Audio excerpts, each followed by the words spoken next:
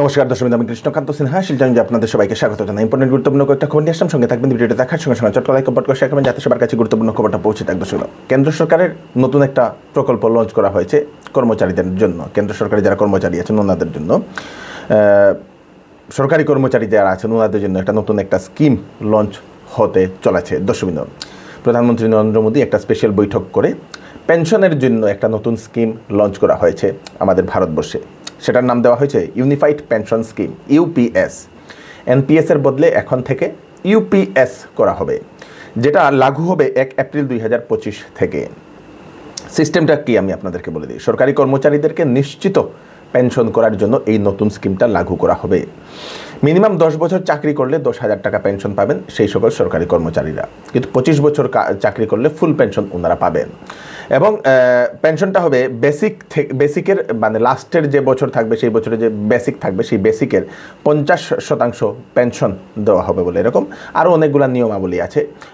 সেটার একটা ডিটেলসে আমি আপনাদেরকে তার জন্য বলে দেবো কী কী আছে। তো 2025 ইংরেজি থেকে এপ্রিল মাস থেকে সেই নতুন যে pension scheme UPS, unified pension scheme, সেটা লাগু হতে চলেছে আমাদের ভারতবর্ষে।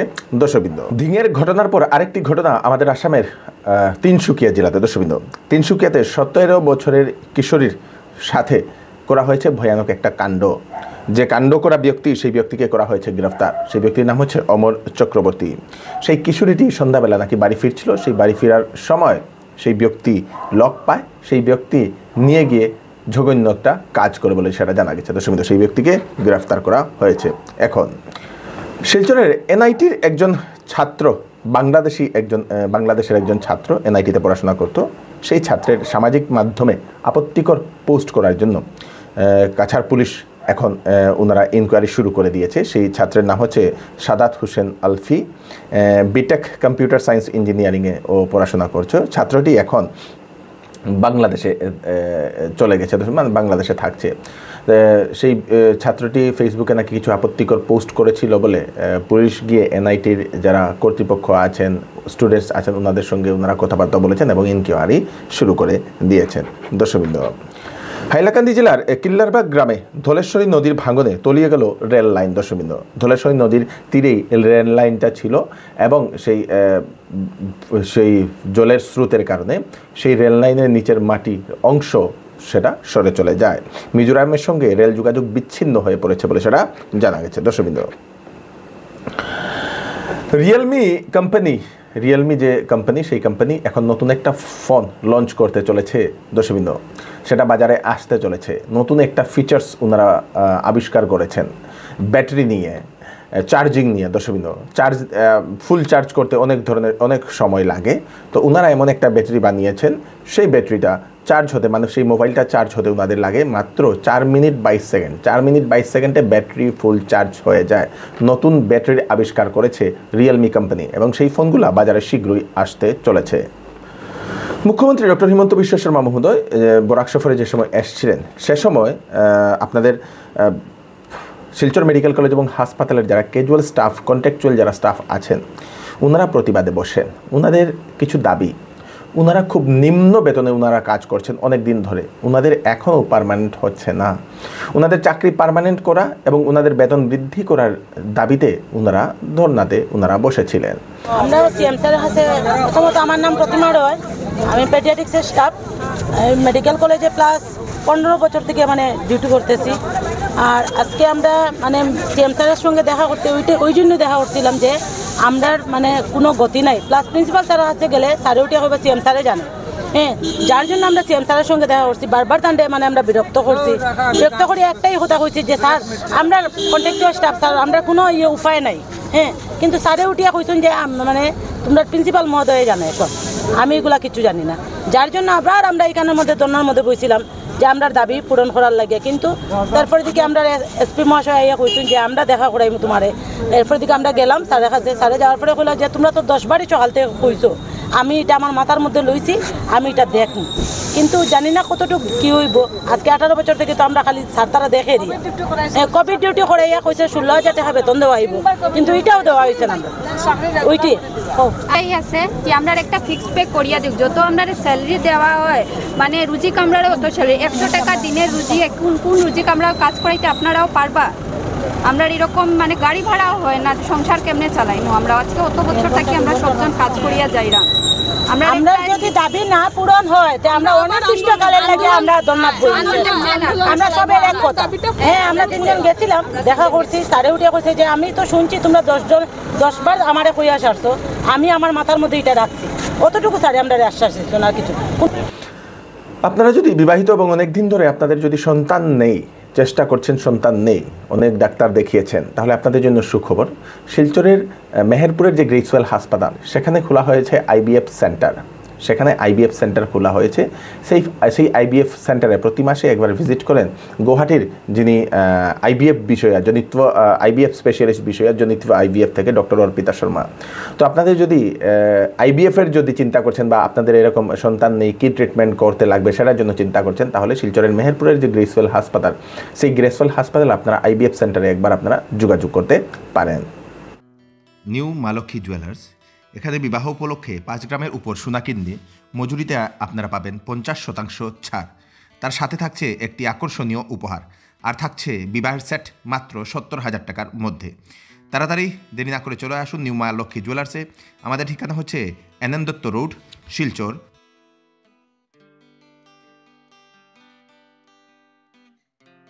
সেল সেল সেল, এবার চৌধুরী টেক্সটাইল আপনাদের দিচ্ছে কাপড়ে আপ টু 60% ডিসকাউন্ট। বিবাহের কাপড়ের উপর থাকছে বিশেষ অফার, সঙ্গে আছে আকর্ষণীয় গিফট। বাচ্চাদের কাপড়েও থাকছে আকর্ষণীয় অফার আপনাদের জন্য। তাই এইবার কাপড় কেনাকাটার জন্য চলে আসুন চৌধুরী টেক্সটাইল, ফাটক বাজার, গলি নম্বর 2, শিলচর। কাছাড় জেলার ধলাই সমষ্টির ভুবনডহর জিপিএর টুপিডহর 2য় খণ্ড ও বর্মননগর গ্রামে এখনও রাস্তা নেই। সেখানে বহু বছর বিজেপির ক্যান্ডিডেট থাকা সত্ত্বেও সেখানে রাস্তা পাচ্ছে না স্থানীয় জনগণ। ওনারা সরকারকে ভোট দিচ্ছেন, কিন্তু ওনারা বারে তারপরে আবার সেই স্মারকলিপিও নাকি ওনারা দিচ্ছেন নেতাদের কাছে, কিন্তু এখনও ওনারা রাস্তা পাচ্ছেন না বলে প্রতিবাদে নেমে পড়েন সেই গ্রামের লোকেরা।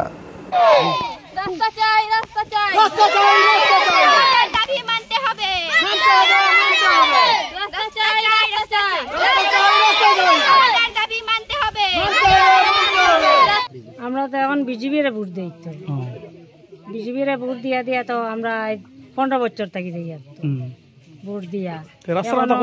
রাস্তাঘাট তো সবসময় আমরা আপত্তি করছি, রাস্তাঘাটর লাগি কয়বার কেন মিটিং হয়েছে, অন্য জায়গা তো মিটিং হয়েছে, ছেলেরা পুরুষ মানুষ গেছেন গিয়া, আমরাও মিটিংও গেছি গিয়া, কোনো রাস্তাঘাটর কোনো কিছু হয় না। আমরা ওখানেও মিটিং হয়েছে, আমরা রাস্তা লাগবে যা না কর্তব্য করছি না, কোনো রাস্তাঘাট কিচ্ছু নাই। জলে কোনো সময় বাচ্চারা স্কুল যেতে পারে না, সপ্তাহ দিন জলের লাগি, রাস্তার অসুবিধার লাগি ছেলেরা বাচ্চারা স্কুল বন্ধ করে রাখিতে 10-15 দিন পর স্কুল যায় না।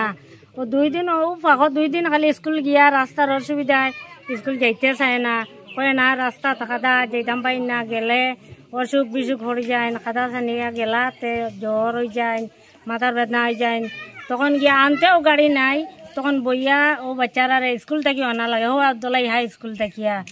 আমরা ওই রাস্তার মাঝে মানুষ জল ডুবিয়া মরছে, আজ কত দিন তাই জল হয়েছে, এইদিকে মেয়েরা বারোইতেও পারে না জলের কারণে, ছেলেরাও তো গাড়ি লইয়া না, কত কষ্ট করে আটিয়া বাজার হাট করে, কত কষ্ট হয় তারার।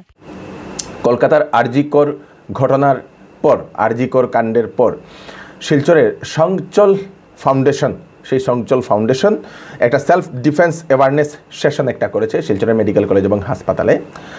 সেখানে যারা জুনিয়র ডাক্তার, যারা লেডি ডাক্তার যারা আছেন, ওনাদেরকে সেলফ ডিফেন্সের একটা ট্রেনিংও দেওয়া হয়েছে, এবং সেখানে বারে সেই সংচল ফাউন্ডেশন এখন সেই সেলফ ডিফেন্স ট্রেনিংটা করাবেন বলে সেটা জানা গেছে। কাছাড় জেলার সোনাই সমষ্টির নিয়াইর গ্রামে বাগপুর গ্রামের নদী ভাঙ্গন এলাকায় পরিদর্শন করলেন সাংসদ পরিমল শুক্লবৈদ্য মহোদয়। নিয়াইর গ্রাম পার্ট 2 বাগপুর পার্ট 1, গঙ্গাপুর এই অঞ্চলের নদী ভাঙ্গনে অনেক মানুষের ক্ষতি হয়েছে, অনেক বাড়ির ওনার ভিটে নেই, তো অনেক বাড়িতে অনেক সেই হয়েছে, ক্র্যাকও পড়ে গেছে। তো সেই সকল এরিয়াগুলা ভিজিট করে দেখে আসলেন সাংসদ পরিমল শুক্লবৈদ্য মহোদয়। দর্শকবৃন্দ,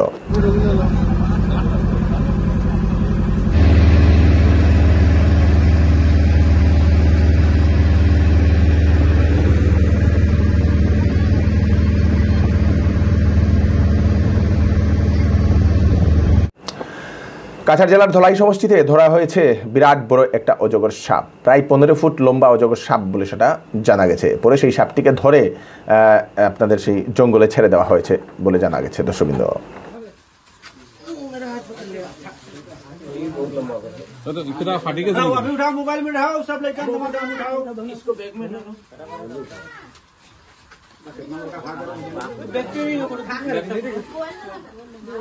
वीडियो ऑन नहीं तुम्हारा ऑन करो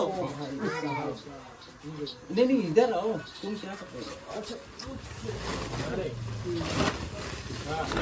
সাংসদ গৌরব গগৈ, সেই গৌরব গগৈ মহোদয় একটা মন্তব্য করেন যে উনি শীঘ্রই নাকি একটা ওয়েবসাইট উনি একটা লঞ্চ করবেন, যেখানে সেই দাগ নম্বর, পাট্টা নম্বর এবং নাম থাকবে, কোন ব্যক্তির কতটুকু জায়গা আছে সেরকম উনি একটা মন্তব্য করেছেন। জনতার স্বার্থে উনি এটা করছেন, কোন নেতার কতটুকু আছে সেটা দেখার জন্য উনি একটা নাকি ওয়েব পোর্টাল লঞ্চ করবেন বলে সেরকম একটা উনি মন্তব্য করেছেন। দর্শক, সেটা খুব ভালো কথা। সব পার্টি যাদের সেখানে থাকুক, সব পার্টির নেতার কোন জায়গাতে কতটুকু আছে সেটা যদি জনতা দেখতে পারে তাহলে ভালো, জনতারও জানার অধিকার থাকা দরকার বলে আমরা মনে করি। দর্শক, কি মনে করছেন আপনারা তার ব্যাপারে? আপনারা মনে করেন এরকম হলে কি ভালো হবে না খারাপ হবে? আপনারা আপনাদের মতামত নিশ্চয়ই প্রকাশ করবেন। দর্শক, তো এই হচ্ছে আজকে স্পেশাল আপডেট আপনারা তাড়াতাড়ির জন্য সাথে সবাইকে পাঠিয়ে দেবেন যাতে সবার কাছে পৌঁছে যাক। আমি কৃষ্ণকান্ত সিনহা আবার নতুন আরেকটি ফ্রেশ আপডেট নিয়ে আবার আপনাদের সবার সামনে ফিরে আসবো। ততক্ষণ আপনারা সুস্থ থাকবেন, সেফ থাকবেন, সবাইকে সেফ রাখবেন। নমস্কার।